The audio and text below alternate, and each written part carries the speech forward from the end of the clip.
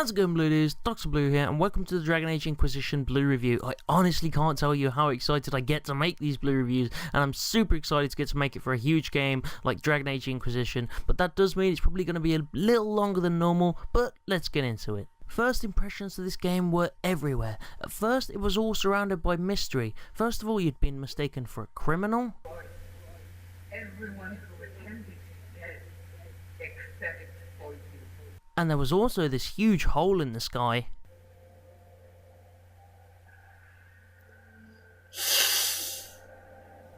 The sunlight, it burns. I've been in my room for so long. Whoa. And then fucking demons. I got shit now, man. Bring it on. And people getting killed. Yeah, there it is. So I knew someone go bang. And all sorts of shit. The atmosphere was rich, it was exciting, but even back then sometimes things would die down a little bit and the game would become a tad boring again.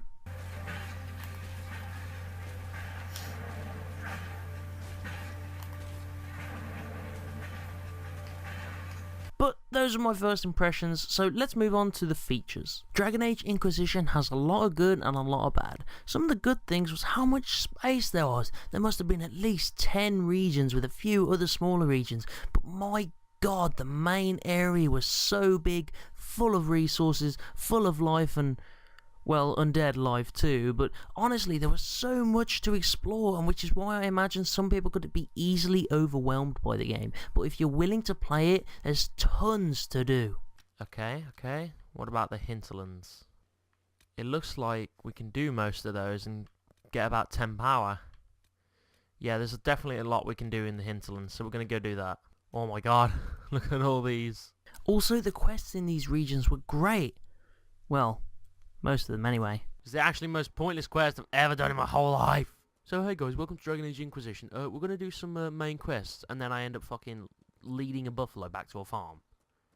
Like the most the sidest quest you can ever get. Listen, farmer, we fucking did your shit quest that was completely fucking pointless. I wish I never accepted it.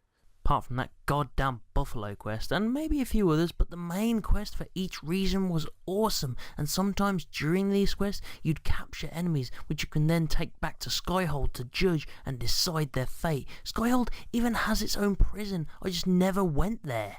Oh, the little podge. I'm never going to get over that little podge there. Right, who is it?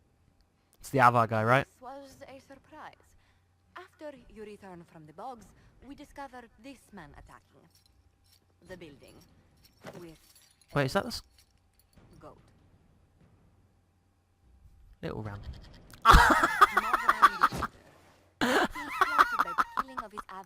And the actual story quest itself was really gripping. I was so invested in the story at times, and it was like almost anything could happen. And if you're really into the Dragon Age Inquisition lore too, you'll definitely get a kick out of this game. Plus, don't forget that little moment after the credits which gives evidence to the fan theory of Solus being the Dreadwolf and having deceived us from the start. That was just huge for me. I read all about that once I found out.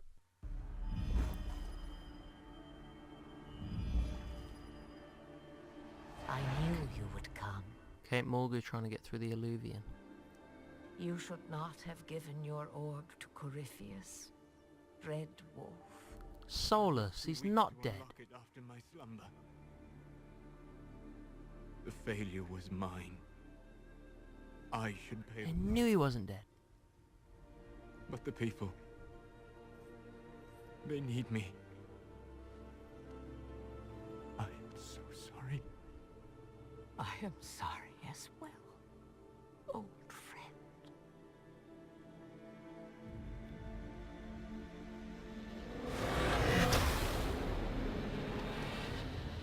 Whoa, did she try to kill Solus then, or what? And then he reversed it, or what? Oh, she's turned into stone. Whoa. Guys, I'll leave a link in the description to that fan theory. It's actually really interesting. Feel free to check it out. But anyway, back to the review. So, the characters you fight alongside all had their personal quests, thoughts, and opinions, and would often comment on things, making you think that they were fully interactive. I didn't Well. take Blackwell's life. I traded his death. He wanted me for the Wardens, but there was an ambush. Darkspawn. He was killed. I took his name to stop the world from losing a good man. But a good man, the man he was, wouldn't have let another die in his place. They each had their own ideas, and sometimes it was really hard to balance all their approval ratings, because if their approval rating drops low enough, they can actually leave your side and choose not to be with you. Luckily for me, that never happened, but there's plenty of clips online that show people leaving them.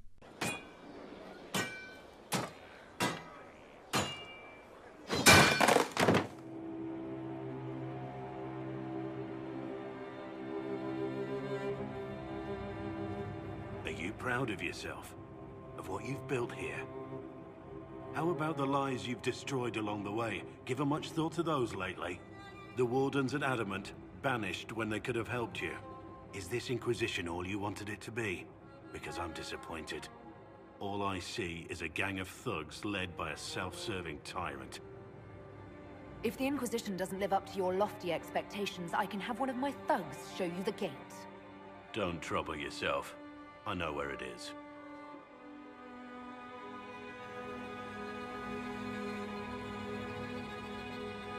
And you could just be wandering around and the characters would have conversations with each other, and you have to appreciate the amount of effort that must have gone into this game to draw up all the regions and the characters and all their little conversations and everything else. Also, you can have these awesome dragon fights and slay the 10 dragons of Thedas. Unfortunately, I did stop around 6, but other awesome things about Dragon Age Inquisition were like the vast amount of enemies. There were Red Templars, Venatori, Darkspawn, Corrupt Grey Wardens, Demons, other Templars, Dwarves, Bandits, all sorts of enemies, each with their own backstory. Then you've got Skyhold, a fully customizable castle that reigns as your own, complete with its own tavern, stables and throne room, personal quarters, war room, walls, courtyard, garden and so much more. Skyhold was an absolute beast compared to Haven.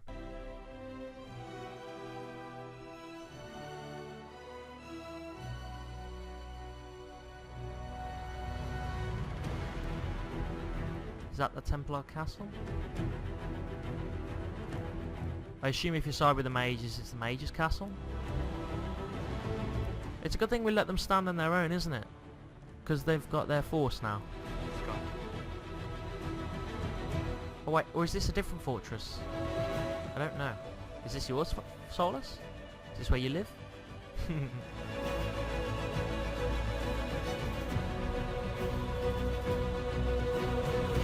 Impressive. The attack, which, by the way, I did not expect, it really threw me off my feet when I found out my people were dying, and although I lost some of them, I didn't lose any followers, so at least there was that.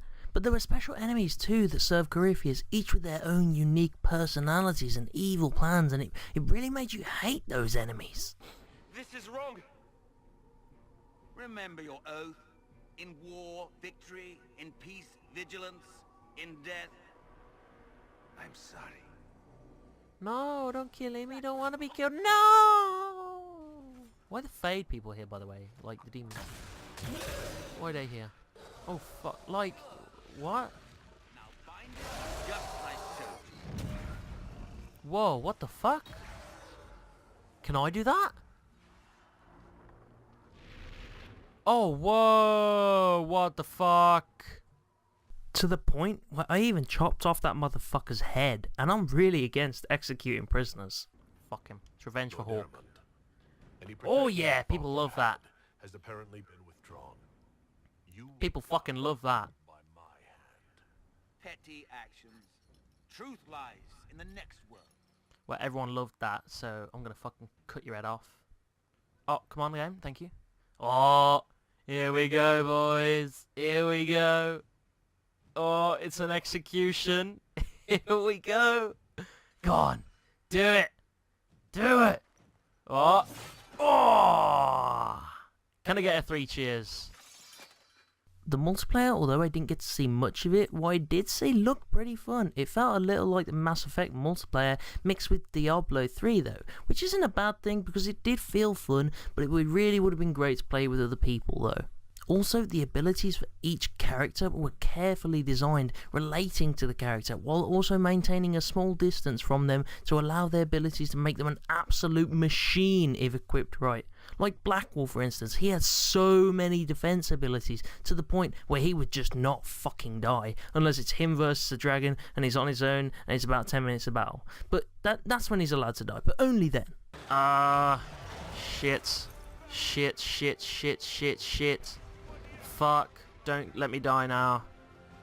Please. Please. No! As I said, he was only allowed to die that way, so that was completely fine. That was fine. The war table was awesome too. I felt like I was really in command of my army, making decisions about what to do and how to handle situations on this table of the whole of Thedas. And the crafting system was pretty neat too. And the inventory, they're a bit scary at first, but once you actually get to know them, they're actually really easy to use. Apart from the million rings and belts with all the specific abilities, but obviously you know Kitty's collar's got our back.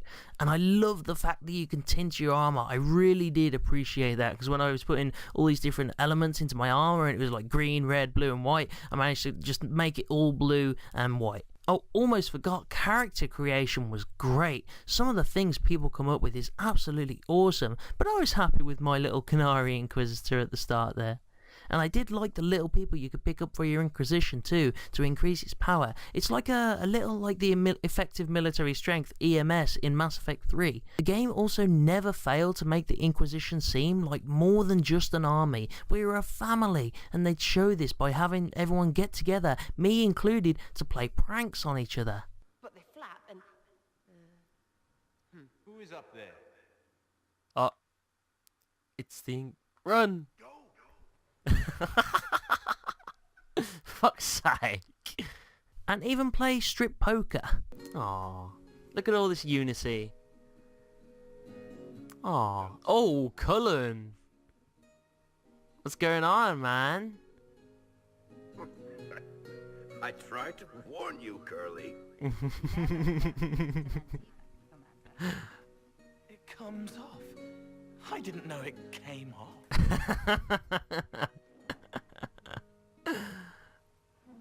Oh, that was great. That was awesome. So, yeah, we'll let you get dressed now. Oh, he's naked. He's complete. BioWare's scenes to help you bond and care about the characters really did work with me. One of the first criticisms I have for Dragon Age is that every time I'd kick up the game and start combat, a lot of the sound files wouldn't come in until about 3 to 5 seconds into combat, which could completely ruin the immersion if you were starting to get into the game. Alright, how about we just fuck these guys up first? See, you hear that? No, nor me. That's the fucking, that's the Dragon Age thing. It takes a while to kick in. So, combat. There we go, it's finally started kicking now. Still not done it. Come on, Dragon Age. There we go, he's finally done it. Jeez.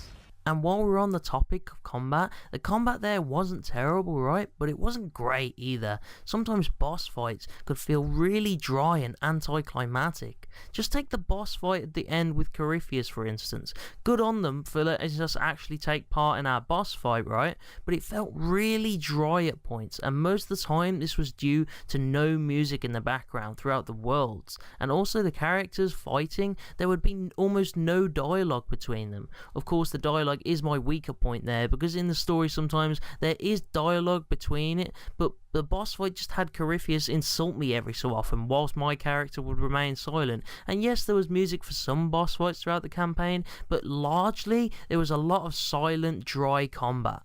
Oh, he fights like the general earlier. Oh, it's a good thing we already practiced that then. Oh, we'll deal with these lackeys first, and then we'll deal with this guy. So let's kill this defender first, get him out of the way. I think he upgrades his armor, like he gets his armor back just like the old guy as well. That's fine. We've already dealt with one of these guys. We can check him out. Now, although I appreciate how much effort went into this game, sometimes I'd find it a bit too much, or it'd be unnecessary in a way. There'd be dialogue that I'd be skipping, areas I'd leave unexplored, and people I'd literally run away from because they had so much to say. Eliana, how's it going? Enjoying the refreshments? Josephine sent all the way to the capital for the petit four. I must remember to thank. This celebration to you, Thank you, man. Another thing as well, and now this isn't specifically a criticism, but I wish they'd keep track of any one person's approval rating, so I'd know if anyone was in danger of leaving me, because the only indication was the card, but that was how they were feeling about life in general, not about me. Right, Sarah must fucking hate me right now, man. She's got so many disapproves. Drink if you will, for the sake of us all. Steal your will. I really feel that Sarah's gonna leave me soon, man. She fucking hates me right now. She hates me.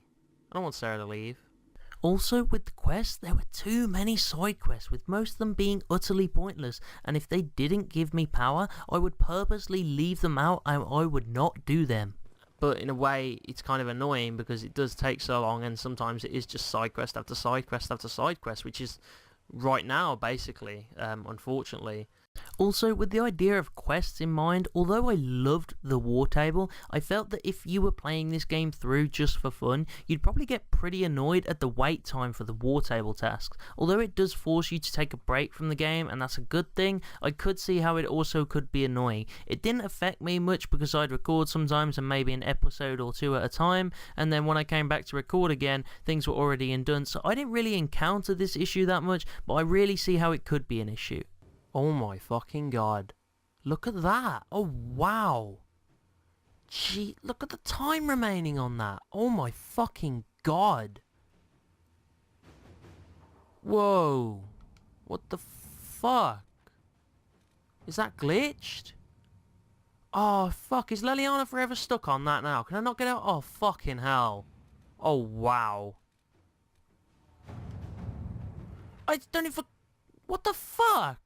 Also, this game didn't feel as risky as a series like Mass Effect. Mass Effect, I was constantly worried that my followers might die, and there was multiple opportunities for them to as well. Maybe I was just extra careful in this series to keep everyone alive, but I only had a few scares with character deaths, and some actual real ones. Don't even get me started on Hawke's death.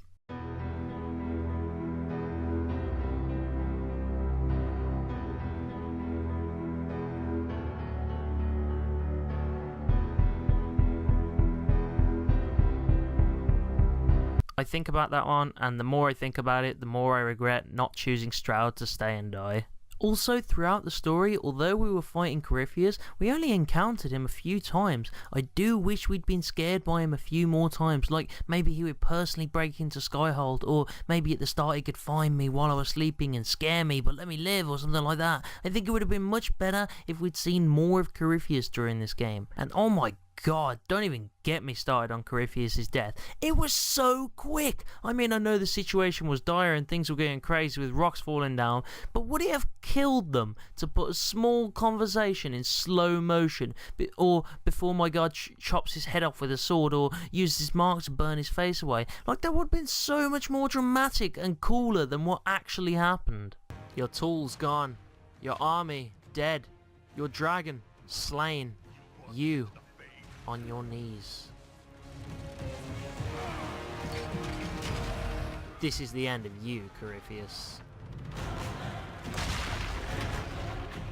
We should go. I think that was it. Let's get out of here. And also, it wouldn't have hurt to show us the battle scene between Calpurnia and Corypheus to show how much more evil he was. I felt that in the game, apart from maybe one or two scenes, BioWare didn't really let his evil side shine through as much as it could have. This is why I wish we'd seen more of him in the scenes in the game, because I want him to be evil, I want to hate him, but when we beat his army of demons, it seemed so easy from that point on. Corypheus just seemed so beatable at some points, and wasn't as malicious or cunning as he could have been. In all honesty, I didn't like him, but I didn't hate Corypheus. I wish they'd made him more hateable so I could really feel the intensity of the enemy I'm facing here. Bring it, bitch. bring it on. Your army's dead. Calpurnia no longer serves you, and I've got the power of the well. Come on over, man. I'll impale you on my sword. Oh, okay, I guess I'm running. Let's go, boys. Get the fuck out of here. Come on, boys. Come on. What the fuck? What the fuck? Is that Calpurnia?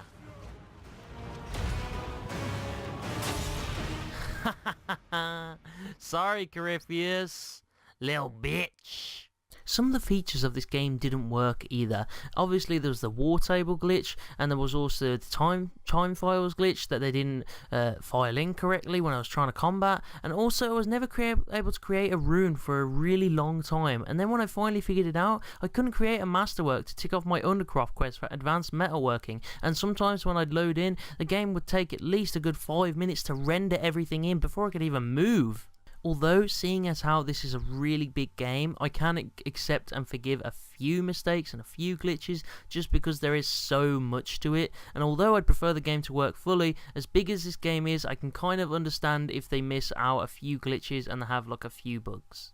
Now, in most BioWare games, you can have a romance option, and the reason I didn't in this game is because they were so limited. In Mass Effect, across all 3 games, they were so plentiful, there were so many options, but in this game, despite having like 9 followers, as a Qunari male, I only had 4 options. You can have up to 6 romance options if you play as a female elf, 5 if you're a female human, but 4 for every other combination, so they seemed really limited, and when I couldn't get 2 of the options, I was like, fuck it, I'm going to do this solo then. In Mass Effect, I always had a romance option, but in Dragon Age, despite knowing so many people within your Inquisition, I could only date 4 people that I didn't want to.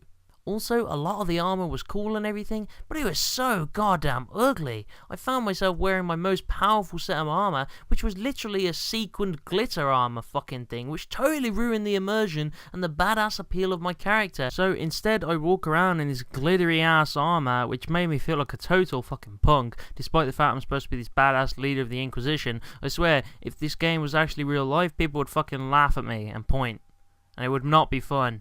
And oh my god, the fucking loading times. I cut most of these out of the video for you guys, but this game takes so long to load when you kick it up, and an average time the rest of the time, but it has a loading screen every goddamn 10 seconds, and sometimes they take exponentially long. I cannot reiterate how many times I went to cut out the loading times and found myself swearing during the times waiting for the game to come back on.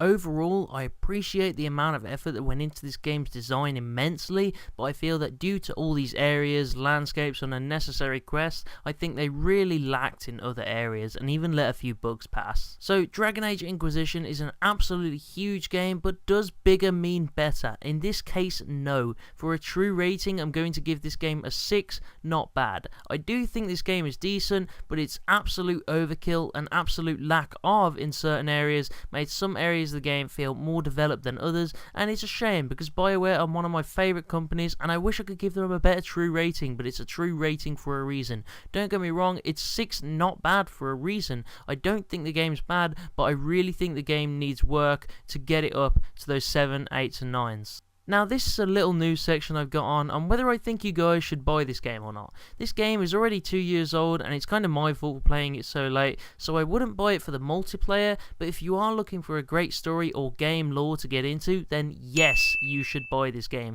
But for all you YouTubers out there, if you want to put this game on your channel, I don't recommend that you do unless you want a fat series to feed your fans, but I've seen a fair few YouTubers just quit this series because it's so long and it can feel like you're getting nowhere sometimes and just recording side quests. So to reiterate, buy this game for the experience, but don't record it unless you want to be stuck doing it for something like nearly 50 episodes. Anyway, so that was the blue review for Dragon Age Inquisition. In a way, I'm glad this is over, but I'm also kind of sad because it means I'm moving on as a YouTuber, but I've also broke my roots now. But anyway, thank you guys for watching. Hope you enjoyed this blue review. If you liked it, leave a like. If you want to see more, subscribe. I've been Dr. Blue, you've been the Blue Dudes, and I'll see you guys next time. Fire up the engines of supernovas and